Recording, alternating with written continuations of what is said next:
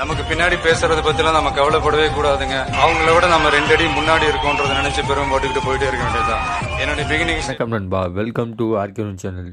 மலையாள சினிமாவில் வந்து ஃபீல் குட் மூவி கொடுத்து பார்த்துருப்பீங்க.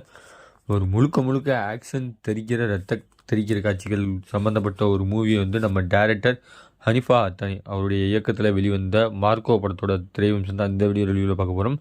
அதுக்கு முன்னாடி நம்ம சேனலுக்கு இப்போ தான் வந்தீங்கன்னா மறக்காம இந்த வீடியோ லைக் பண்ணிட்டு இந்த வீடியோ ஃபுல்லாக பாருங்கள். ஹாலிவுட் பட ரேஞ்சுக்கு ஒரு மலையாளம் இண்டஸ்ட்ரி வந்து இந்தளவுக்கு டெவலப் ஆகிருக்குன்றதை வந்து பாராட்டியே ஆகணும். அது எந்த அளவுக்குன்னா பார்த்தீங்கன்னா, ஹாலிவுட்டில் வந்து ஜான்விக், ராங் 10, ஷா இந்த 3 படங்களையும் எனக்கு அங்கங்கே பார்த்த மாதிரி இந்த படத்தில் இருந்தாலுமே இந்த படம் வந்து ஒரு தனி ஜேர்னலில் தான் இருந்துச்சு. மார்க்கோ அந்த படத்தோட ஸ்டோரின்னு பார்த்தீங்கன்னா, அண்ணன் தம்பி 2 பேரும் சேர்ந்து வந்து ஒரு தங்க கடத்தல் பிஸ்னஸ் நடத்திட்டு வராங்க. அதில் வந்து தன்னுடைய தம்பியை வந்து பார்வையற்ற தம்பியை வந்து கொலை பண்ணாங்க. அதுக்கு மார்க்கோ வந்து தன்னுடைய கொலை பண்ண தம்பியை வந்து ரிவெஞ்ச் எடுக்கிற டீம் தான் இந்த படத்தோட ஸ்டோரியாக வந்து இருக்குது. இந்த படம் வந்து கிட்டத்தட்ட 2.25 மணி நேரம் ரன்னிங்கில் டைமாக இருக்குது.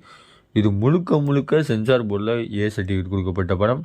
அடல்ட்டு கண்டென்ட் கிடையாது. ஃபுல் அண்ட் ஃபுல் ரத்தம் தெரிக்கிற காட்சிகள் தான் இருக்குது. நான் முன்னாடியே சொன்ன மாதிரி 3 படங்களை வந்து வெஜ்ஜாகிற மாதிரி இருக்கும் ஹாலிவுட்டில். அந்த வகையில் வந்து இது ஹாலிவுட்டுக்கே பரிந்துரை செய்கிற அளவுக்கு டேரக்டர் வந்து ஸ்க்ரீன் பிளே எழுதியிருக்காங்க, கதை எழுதியிருக்காங்க. கதை வந்து என்னமோ சாதாரண கதை தான். தம்பியை கொண்டதுனால வில்லனை போய் பழி வாங்குறாரு ஹீரோ, அதுதான் கதை இந்த படத்தோட. மார்க்கோ அந்த கேரக்டருக்கு தகுந்த மாதிரியே கிட்டத்தட்ட அந்த பேரை கேட்டால் ஒரு வைலன்ஸ் வர்ற மாதிரி தேட்டர்லையும் சரி படத்தை பார்க்கும்போது உங்களுக்கு தெரியும். அந்தளவுக்கு அவர் வந்தாலே தப்பில் வந்தாலே கொலை தான்ப்பா, வெட்டு குத்து தான்ப்பா, கொலை நடுங்கும் அப்படின்ற மாதிரி காட்சிகளை வந்து வடிவமைச்சிருக்காங்க. ஃபர்ஸ்ட் ஹாஃபில் வந்து அவங்களுடைய அப்பா வந்து பேலன்ஸ் பண்ண வில்லனோட அப்பா வந்து கொலை பண்ணுற காட்சிகள் பார்க்கும்பொழுது எனக்கு சாப்பிடத்தில் வந்து அந்த கொடூரமாக கொலை பண்ணுற காட்சிகள் இந்த மாதிரி 2-3 காட்சிகள் வருது. இந்த படத்தில் வந்து 2-3 பாடல் காட்சிகள் தான் வருது. பாடல் காட்சிகள் பெரிதளவும் பேசப்படலை. இருந்தாலுமே வந்து மார்க்கோ வந்து முழுக்க ரத்தத்தை உரைய வைக்கும் ஆக்ஷன் த்ரில்லர் நிச்சயமான படமாக இருக்குது. இதயம் பலியானவர்கள் சின்ன குழந்தைகளுக்கு முன்னாடி வந்து போகவே வேணான்ற அளவுக்கு படத்தை சிபாரிசு பண்ணியிருக்காங்க. இந்த படத்துக்கு எப்படி தான் சென்சார் போர்டில் இவ்வளோ கொடூரமான காட்சிக்கெலாம் வந்து அலோவ் பண்ணாங்கன்றது தான் எனக்கு எதிர்பார்க்கறதில்ல. இந்த படம் வந்து சரியான படம், ஒப்பிடவே முடியாது. எந்த படத்துலையும் மிகச்சரிய அந்த கொலை பண்ணுற காட்சிகள், இந்த ரத்தம் தெரிக்கிற காட்சிகள்லாம் வந்து கூஸ் பம்ஸாக இருக்கும்.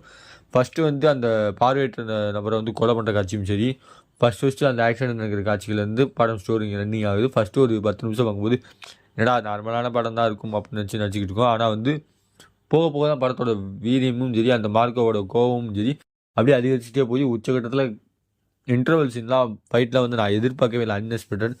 என்னடா புஷ்பா படத்தோட ஃபஸ்ட்டு கிளைமேக்ஸ் சீன் சண்டைலாம் எப்படி இருக்குன்ற மாதிரி காட்சிகள்லாம் பார்த்தீங்கன்னா இதை பார்த்து கற்றுக்கோங்க. அந்த மாதிரி தான் இதுலேயும் கட்டி போட்டு தான் இருப்பாங்க. இதுலேயும் வாயில் வச்சு தான் சண்டை போடுவார். ஆனால் வாயில் வந்து எப்படின்னா கத்தி எடுத்து கண்டமணிக்க சொல்லியே ஆகணும். அதெல்லாம் கையை உடைக்கிறது, வாயில் சங்க சொருகிறது, இதயம் பறக்கிறது, அந்த மாதிரி ஏகப்பட்ட காட்சிகள் இருக்குது. ஒருபுறம் அந்த மாதிரி போனாலும் கொடுக்கப்பட்ட கதாபாத்திரங்கள் உணர்ச்சிகரமாக கோர்வையான ஒரு கொடுத்துருக்காங்க. அதே காரணம் மார்க்கோவோட சாதகமாக மாறுறதும் அவருடைய அதிரடியான பிரியர்கள் ரசிகர்களை வந்து முழுக்க ரசிக்க வைக்கிற அளவுக்கு கதாபாத்திரம் கொடுத்துருக்காங்க. மார்க்கோ மற்றும் அவருடைய பார்வையற்ற சகோதரர் ஆகியோர் எழுத்துப்பிழை இல்லாமல் சேர்க்கிறாங்க. உன்னி முகுந்தனுடன் அவர் ஆன்மத்தன்மையும் கடினமான தோற்றத்தை நிகழ்ச்சி திருடுகிறார். நடிகர் விக்டர் கதாபாத்திரத்தில் நடித்தவங்க வந்து சூப்பரான நம்பிக்கைக்குரிய கதாபாத்திரமாக வந்து இந்த படத்தில் நடிச்சிருப்பாங்க. பார்த்தாலே அவங்களுக்கு தெரியும். மற்ற நடிகர் அவங்களுக்கு கொடுத்த ரோலை வந்து சூப்பராக பெட்டராக பண்ணியிருக்காங்க. மார்க்கோவை பற்றி பாராட்ட வேண்டிய விஷயம்னு பார்த்தீங்கன்னா, கதாபாத்திரத்துக்குரிய குணாதிசம், அந்த கேரக்டர்.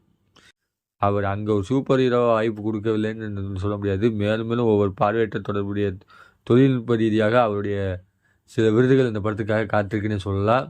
கிட்டத்தட்ட அவருடைய நடிப்பு கூஸ் பம்ஸாக இருந்துச்சு. கிட்டத்தட்ட கேஜிஎஃப்,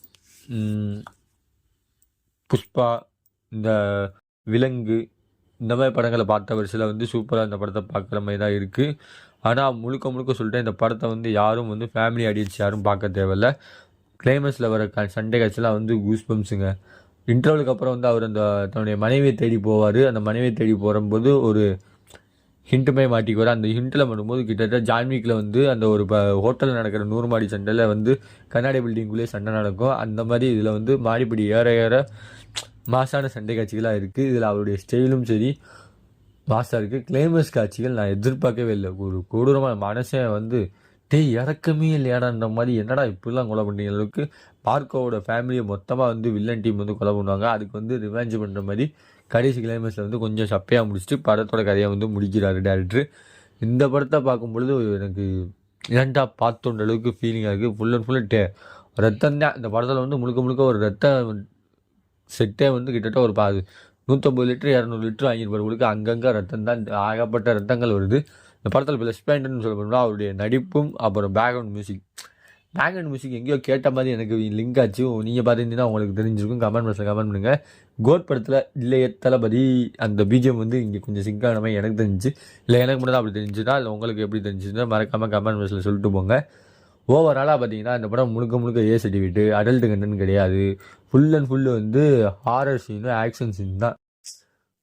மிரட்டலாக இருக்குது. நான் கூட ஃபஸ்ட்டு இந்த படம் பார்க்கும்போது ஏன்டா பார்க்கணுன்ற அளவுக்கு இருந்துச்சு. எல்லா பேரும் என்ன அந்த படத்தை வந்து தமிழில் இருக்குது, மலையாளத்தில் இருக்குது, கன்னடத்தில் இருக்குன்னாங்க.